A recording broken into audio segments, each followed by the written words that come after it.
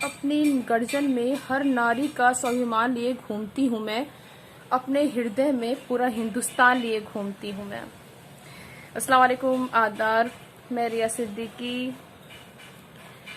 आपसे आज मैं कुछ राष्ट्र के मुद्दे, कुछ राज्य के मुद्दे पर कुछ मैं चर्चा करूंगी एज अ नेत्री। सबसे पहले शुरुआत करते हैं हमारे रिस्पेक्टेड प्राइम मिनिस्टर साहब से। आप very respect, so much respect for sir. सबसे पहला सवाल मेरा ये है कि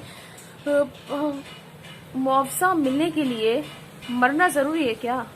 नहीं, I mean just general knowledge. मुआवजा मिलने के लिए जरूरी है क्या? मतलब जो लोग मजदूर मर गए हैं तब आप लोग जो है मुआवजे की घोषणा कर रहे हैं, ये उनके जीवित रहते या उनके जीवन काल में नहीं हो सकता था क्या? I am just general knowledge पूछ रही हूँ। इसलिए एक दूसरी बात, कुछ सवाल है सर। एजुकेशन है सर, तो सवाल तो रहेंगे ही। जो इलिटरेट भी होती तो भी ये सवाल पूछ लेती कि सर मुआवजे के लिए मरना जरूरी था क्या? बिना मारे मुआवजा नहीं मिल सकता, ऐसे ही पूछती। चलिए, अब मैं आप लोगों को केंद्र सरकार स्पेशली किस चीज की मैं बधाई दूं? पहले 6 साल कंप्लीट होने के, या इस चीज की बधाई दूं कि हिमाचल प्रदेश में अभी कुछ दिन पहले ही अभी प्रदेश भाजपा के प्रदेश अध्यक्ष जो कि पीपीई किट, जो कि कोरोना के लिए बहुत ही अत्यंत आवश्यक है, उसके 5 लाख की घूसखोरी में पकड़े गए। इसके लिए बधाई दूं मैं आपको? कितनी शर्मनाक बात है। और इसी क्रम में ही हिमाचल के जो हेल्थ डायरेक्टर हैं उनको अरेस्ट कर लिया गया है। हालांकि भाजपा प्रदेश अध्यक्ष ने अभी तक मुझे लगता है कि इस्तीफा दिया है। अगर आपके पास कुछ अपडेट्स है तो मुझे बता सकते हैं। एक और चीज की बधाई दे सकती हूँ मैं। आप लोग पता है कि हरियाणा में, जी हाँ, हरियाणा के हिसार में एक गौशाला का उद्घाटन करने के लिए कुछ विधायक गए और उन्होंने बड़े ही लाम लक्ष्य के साथ जो है गौशाला का उद्घाटन किया। ये मैं नहीं कह रही हूँ, एबीपी न्यूज कह रहा है। मैंने देखा न्यूज, और मैंने न्यूज पेपर में भी पढ़ा, उसमें बता रहे हैं कि गौशाला का उद्घाटन करने में विधायक जो है वो भी लॉकडाउन के दौरान पूरे लॉकडाउन के नियमों की धज्जियां, हमारे माननीय प्रधानमंत्री जी के नियमों के लॉकडाउन के धज्जियां उड़ाने वाले आप होते कौन है? आप किसकी अनुमति किसने दी है? आपने वहां पे भीड़ कैसे लगाई है? दूसरा सवाल मेरा प्रशासन से है कि आपने ये ऐसा होने कैसे दिया?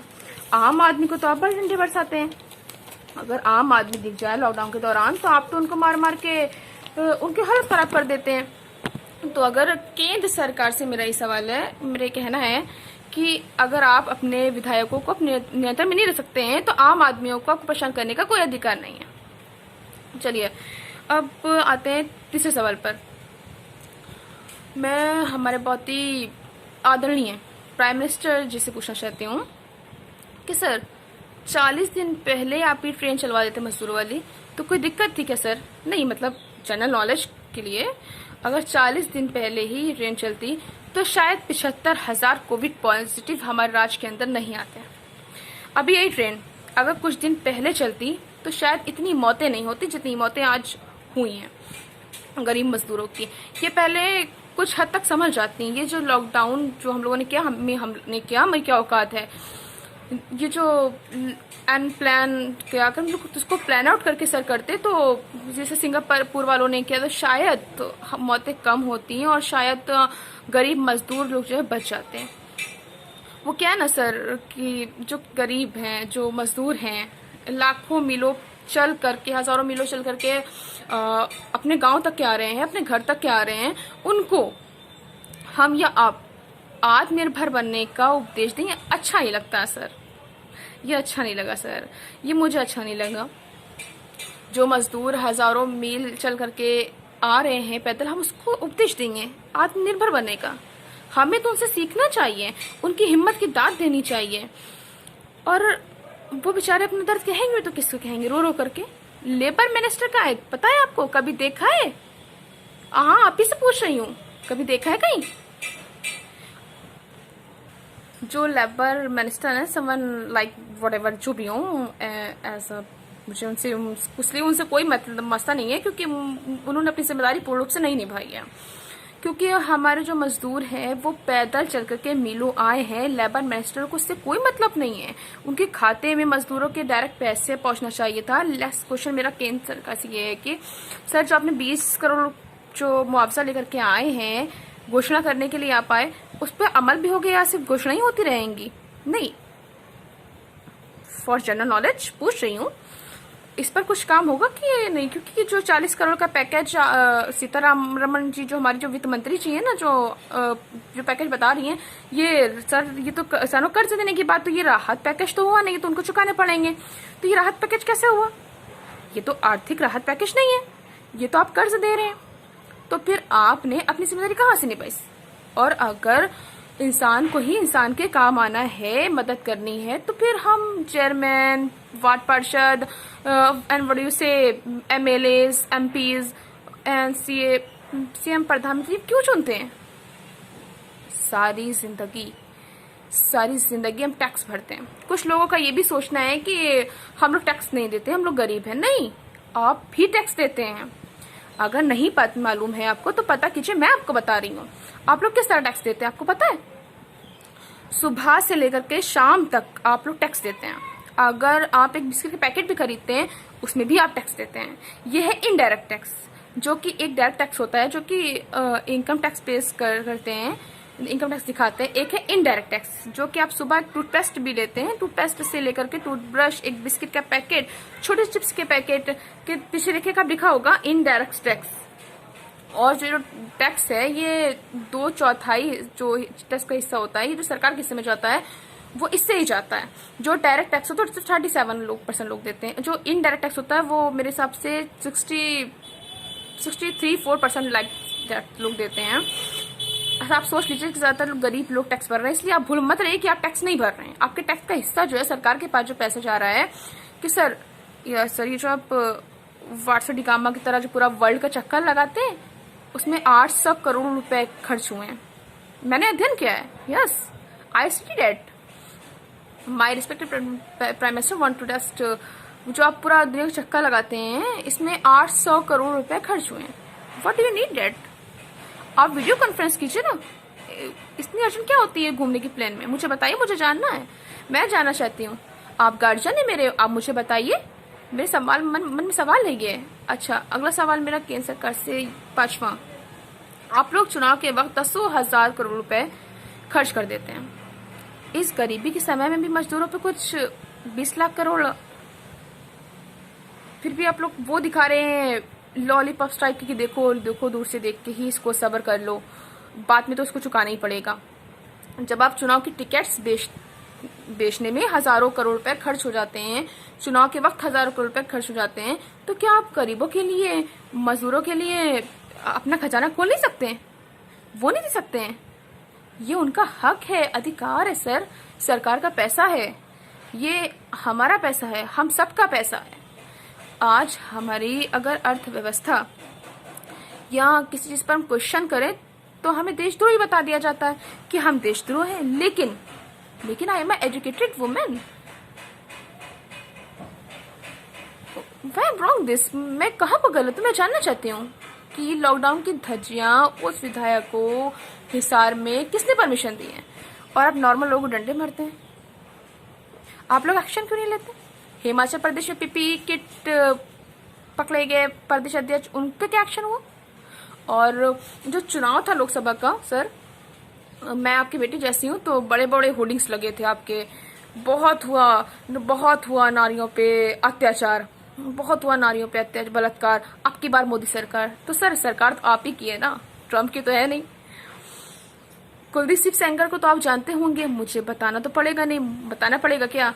उनसे बारे में मुझसे तो आप ही लोग जानते हैं। कुलदीप सिंह सेंगर हो या फिर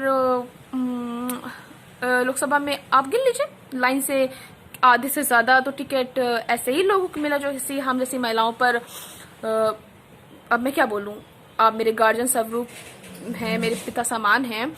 पिता, अब बेटी अपने पिता से इस तरह से ही बात बोल सकती है, आपको समझ जाना चाहिए जो मैं बोल रही हूँ। ऐसे लोगों को आपने टिकट दे दिया, अपराधी। कम से कम मैं इतना तो कह सकती हूँ कि मैं MIM की नेत्री हूँ और मेरे नेशनल प्रेसिडेंट, मैं उनकी बहुत बहुत ज्यादा ही रिस्पेक्ट करती हूँ। एटलीस्ट वो किसी भी विवाद में, ना तो उनके ऊपर कोई किसी गलत चीज का इल्जाम लगा है, ना ही उनके ऊपर कभी कोई चीज वर्नेशन का या तो फिर कोई भी इस क्या बोलते उसे व्हाट से स्कैम, कोई भी स्कैम का कोई इनके ऊपर, मुझे नहीं लगता है कि कोई भी उनके ऊपर दाग लगा होगा। ऐसे हैं हमारे Asaduddin Owaisi sir, heads of sir, कि वो इतने जेंटलमैन हैं। तो आपके देश की बेटी आपसे पूछा, अच्छा और जो कौन कौन सी होर्डिंग लगी थी? अब की बार बहुत हुई महंगाई की मार, अब की बार मोदी सरकार। तो सर फिर से मैं वही कहूंगी, सरकार तो आप ही की है, डोनाल्ड ट्रंप की तो है नहीं। तो पेट्रोल पूरी दुनिया में जब सस्ता बिक रहा है तो हमारे यहाँ ज्यादा बिक रहा है। हाँ, और सिलेंडर्स की हाल आप देख लीजिए। और बाकी चीजों पे तो आपने GST लगा रखी है, मेकअप पे भी GST लगा रखी है हमारा होगा क्या बताइए? हर चीज पे तो हम GST लगाते फिर रहे हैं, कपड़ों पे GST लगाते फिर रहे हैं, सब पे तो GST लगाते फिर रहे हैं। तो क्या रहे आप क्या करना चाहते हैं? ना आप बेरोजगारी सुधर रही, ना अर्थव्यवस्था सुधर रही है, और जीवन से मरने तक टैक्स देते रहिए, और कोई महामारी फैलती है तो आप आत्मनिर्भर बन जाइए। तो अपना जानो, तुम अपना काम जानो, मैं तो अपना चाहता हूँ। ऐसा तो नहीं होगा ना सर, आप फादर हो हमारे, लाइक दैट गर्जन, आप मेरे गर्जन हो। सो आई वॉन्ट आस्क यू कि अगर मैं आपको टैक्स देती हूँ, मैं इंडियन सिटीजन हूँ और आप मेरे प्राइम मिनिस्टर हैं, तो जो आपकी दायित्व है कि आप हमें गार्जियन स्वरूप देखें। आप ये नहीं बोल सकते कि आत्मनिर्भर क्यों बनो? आप हो तो हमें देखने के लिए, आप देखो हमें, आप करो हमारी हेल्प। और उम्मीद है मुझे कि ये सब अगर आप तक पहुंचता है तो आप जरूर इन पे ध्यान देंगे। स्पेशली वो जो आपका मैनिफेस्टो है ना, महिला सुरक्षा, वो तो शायद आपके 37-38 पेज पर आता है। तो सर इस पे प्लीज जरा ध्यान दीजिए। और आई रिक्वेस्ट यू, और वी वांट इंडिया जिसमें एजुकेटेड लोग हों, बेदाग लोग हों, लोकसभा में जाएं, पार्लियामेंट में जाएं। आपने पार्लियामेंट का सीन देखा है? मैंने उसने देखा, बहुत शॉक, क्योंकि ओ माय गॉड वहां पे क्या होता है? अरे बच्चों की तरह लड़ रहे होते वहां पर, सिविलाइज लोग ऐसे करते हैं? ये तो वो बहुत गलत है। अपने अपने जगह पर सारे रेस्पेक्टेड हैं एक सिविलाइज वे में। Now let's come to Kanpur. अब आप बात करेंगे कानपुर की। कानपुर क्या, उत्तर प्रदेश में आप बात, उत्तर प्रदेश कानपुर की मैं बात करती हूँ। कानपुर में बीजेपी में 6 साल में एक भी मेडिकल कॉलेज नहीं है, एक भी लॉ कॉलेज नहीं है, एक भी इंजीनियर कॉलेज नहीं है। आप आ जाइए नगर निगम स्कूलों पर। नगर निगम स्कूलों में आज भी बच्चे टाट पट्टी पे पढ़ते हैं। कहाँ है विकास सर? कोई फैक्ट्रीज नहीं है,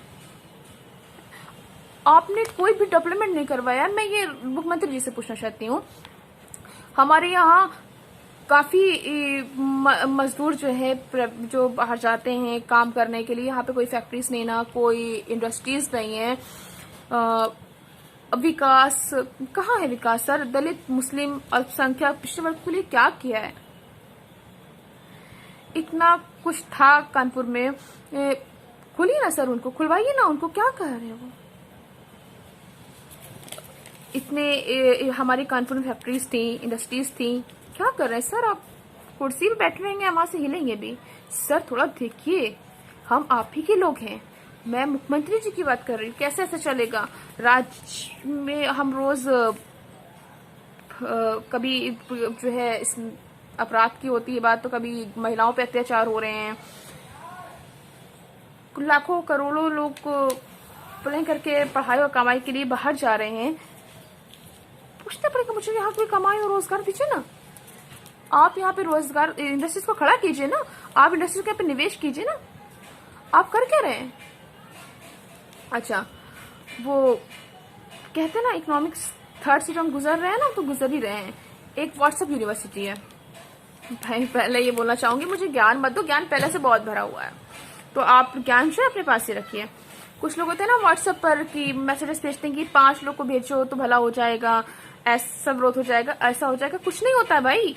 जितनी मेहनत करो खुद से करो, खुद से करो, खुद से सवाल करो, खुद से मेहनत करो, अपने हक के लिए खुद लड़ो। ये सब बकवास है। जो टीवी में दिखाते हैं ना फेयर लवली लगाओ तो गोरे हो जाओगे, ऐसा थोड़ी नहीं होता है कि लगाओगे तो गोरे हो ही जाओगे। और टीवी पे एंकर लो भाई, वो क्या चिल्लाते हैं भाई, चिल्लाने में सब सब फेल है। आई से गांव में औरतें होती कुएं के पास जो पानी भरते उनको लड़ते हुए देखा है आपने? जो गांव में कुएं के पास औरतें बैठती हैं लड़ती हैं, उसी तरीके से हमारे जो टीवी के एंकर्स हैं जो टीवी के ऊपर लड़ते दिखाई पड़ते हैं। वो सो एम्बैरेसिंग। भाई आप क्या कर रहे होते, क्या करने की कोशिश कर रहे होते? अरे कि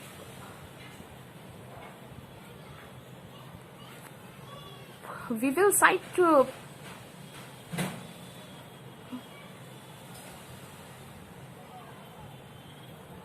आप नहीं बताएंगे मैं कि ये करो, ये फलाना करो, दिमाग करो। मेन मुद्दा बताया करो ना।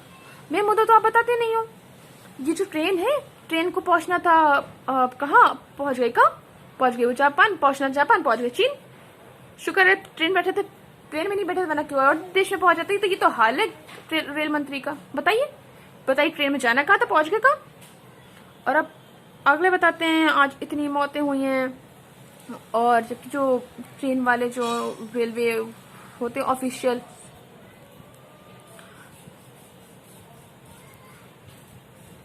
इसकी जिम्मेदारी कौन लेगा?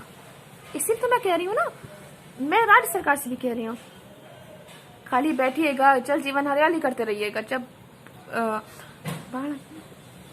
कोई कुछ नहीं। मुख्यमंत्री से मुझे अचानक से याद आया,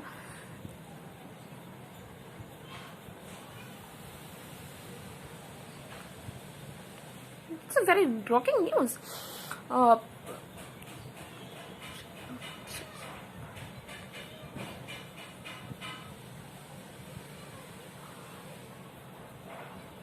कर क्या रहे हैं?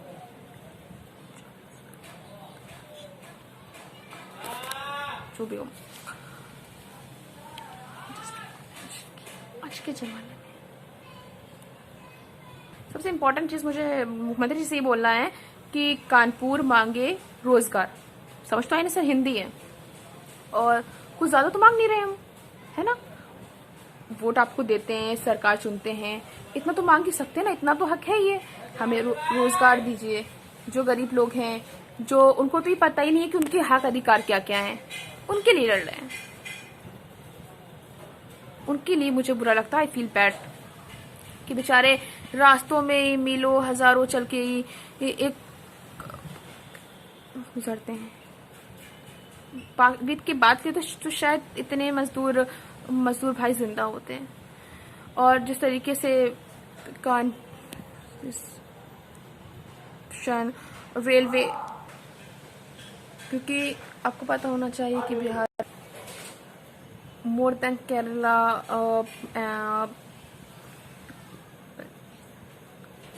एक पूरी ऐसा देश जो सबसे ज्यादा स्ट्रेस निकालता है। तो मुझे गर्व है अपने कानपुर के होने पर। यही बोलना चाहती थी, कभी फूलों की तरह मत जियो, फूलों की तरह मत जियो, टूटकर बिखर जाओगे।